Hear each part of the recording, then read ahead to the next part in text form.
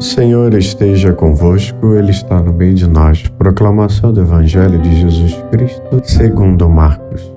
Glória a vós, Senhor. Naquele tempo, Jesus saiu de novo da região de Tiro, passou por Sidônia e continuou até o mar da Galileia, atravessando a região da Decápole. Trouxeram então um homem surdo que falava com dificuldade e pediram que Jesus lhe impusesse a mão. Jesus afastou-se com o homem para fora da multidão. Em seguida colocou os dedos nos seus ouvidos, cuspiu e com a saliva tocou a língua dele. Olhando para o céu, suspirou e disse: Efatá, que quer dizer abre-te.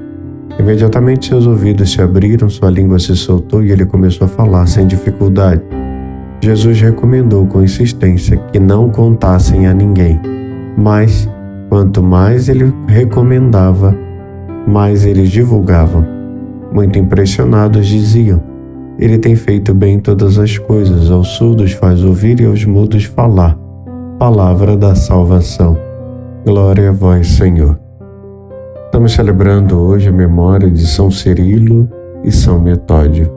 Foram irmãos de origem grega, nascidos em Tessalônica no século IX, conhecidos como os apóstolos dos eslavos. Cirilo, cujo nome de nascimento era Constantino, destacou-se pela sua vasta erudição e dedicação à vida monástica, enquanto Metódio, inicialmente administrador público, tornou-se monge após um tempo na vida secular. Ambos foram enviados pelo imperador de Bizâncio como missionários à Grande Morávia, onde se empenhavam na evangelização dos povos eslavos, desenvolvendo um método singular de enculturação da fé cristã.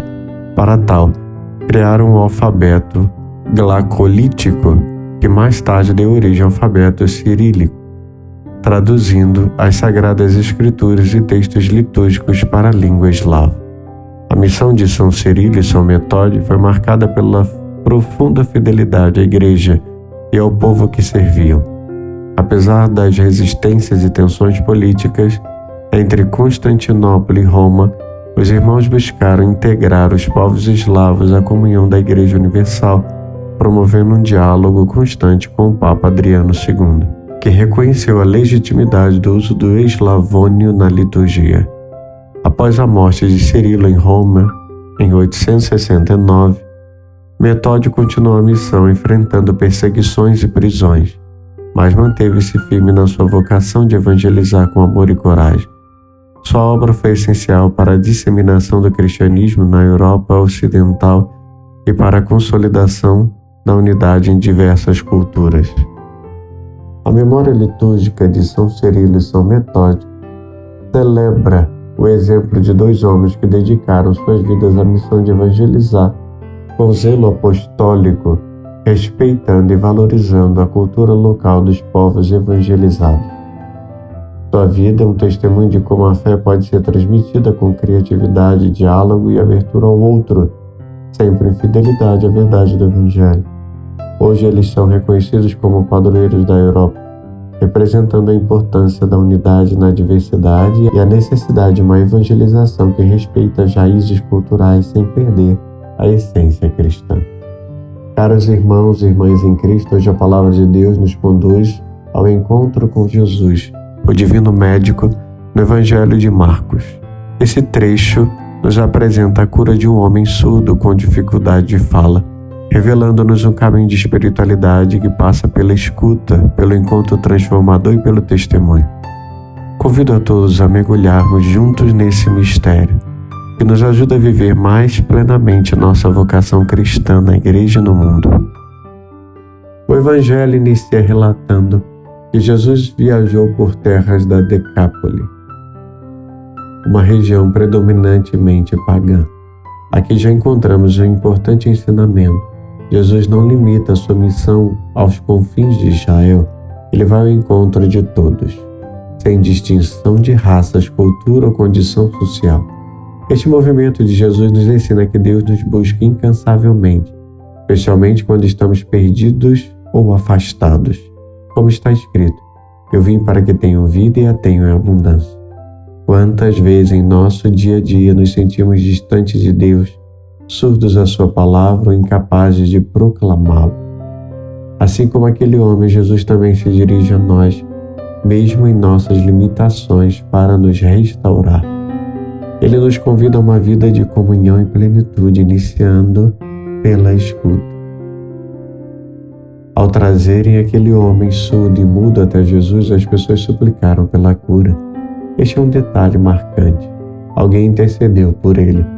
Quantas vezes precisamos ser conduzidos por irmãos, perceberem nossas necessidades, nos ajudam a encontrar Cristo. Na igreja somos chamados a ser esta comunidade que cuida e conduz, como nos exorta São Paulo. Levai as cargas uns dos outros, e assim cumprireis a lei de Cristo. Gálatas 6:2. Jesus então toma o homem à parte, longe da multidão, e este gesto de intimidade nos recorda que a verdadeira transformação espiritual acontece no encontro pessoal com o Senhor. Quantas vezes nos encontramos dispersos no barulho do mundo, incapazes de ouvir a voz de Deus? Aqui está o convite de Jesus: deixar-se conduzir à solicitude para escutar com profundidade. No silêncio do coração, ele sussurra verdades que transformam a nossa vida. Jesus toca os ouvidos do homem e aplica saliva em sua língua, um gesto que pode parecer estranho à primeira vista, mas que está carregado de significado. Ele demonstra que Deus atua de maneira concreta e sensível. O toque de Jesus não é apenas físico, é espiritual. Ele restaura a capacidade de escutar e falar, abrindo o homem para uma nova vida. Como diz o Salmo: abri meus ouvidos e então falei. Eis-me aqui. Salmo 40. A palavra que Jesus pronuncia é poderosa, Efatá, que significa abre-te.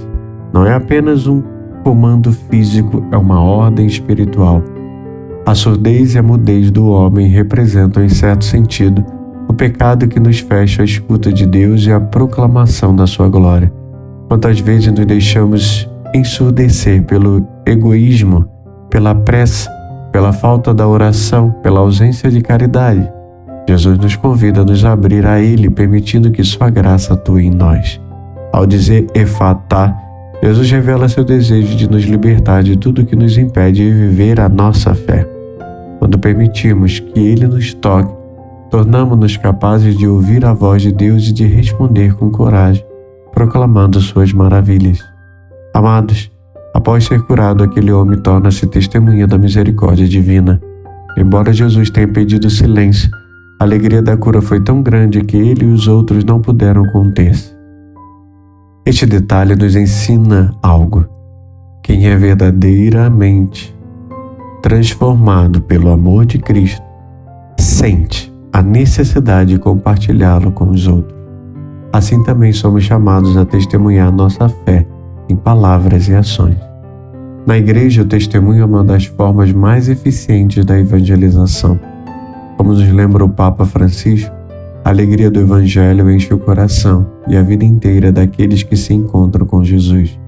Aqueles que se deixam salvar por Ele são libertados dos pecados, da tristeza, do vazio interior e do isolamento. Evangelii Gaudium número 1. Testemunhar o Evangelho não significa apenas falar de Deus, mas também viver de maneira coerente, permitindo que nossas atitudes sejam reflexos de Cristo no mundo. Assim como aquele homem, somos convidados a levar a outros a experiência de transformação que vivemos, abrindo-lhes os ouvidos para a palavra de Deus. Por isso, a espiritualidade proposta nesse Evangelho nos convida a 3 passos. Primeiro, abrir os ouvidos para escutar a Deus. Isso exige silêncio interior, oração constante e um coração dispostos a acolher a palavra de Deus. Amados, a Sagrada Escritura é a fonte pela qual Deus fala conosco. Segundo, deixar-se transformar pelo encontro com Cristo. Isso implica confiar plenamente no Senhor. Terceiro, testemunhar com alegria. Assim como o homem curado proclamou as maravilhas de Deus, somos chamados a compartilhar nossa fé, seja em nossas comunidades, seja no ambiente familiar ou no trabalho. Assim, a igreja é o lugar onde experimentamos o efatá de Deus em nossas vidas. Nos sacramentos, especialmente na confissão e na Eucaristia, somos tocados por Jesus, que abre nossos ouvidos e nos dá força para proclamar a sua glória. Participar da vida comunitária, escutar a palavra e servir ao próximo são formas concretas de viver esse chamado. Como disse o Papa Bento XVI, antenas de Deus no mundo, receptores de sua palavra que depois retransmitem suas ondas ao nosso redor, numa homilia lá em 2012. Amados, a escuta atenta nos leva a agir com amor, construindo pontes e sendo sinais da esperança em um mundo marcado por tantas surdezes espirituais. Por isso vamos rezar juntos. Senhor Jesus, Tu que abriste os ouvidos e a boca daquele homem, vem hoje ao encontro de nossas fraquezas. Toca nossos ouvidos para que escutemos a Tua voz em meio aos ruídos do mundo. Toca nossa boca para que proclamemos com coragem as maravilhas do Teu amor. Cura nossas surdezas espirituais que nos impedem de ouvir o clamor do próximo. Ensina-nos a sermos testemunhas fiéis, levando a Tua luz aos que estão nas trevas. E assim, guiados por Tua palavra, caminhemos como igreja, sinais vivos de Tua presença no mundo. Assim seja. Em nome do Pai, do Filho e do Espírito Santo. Amém.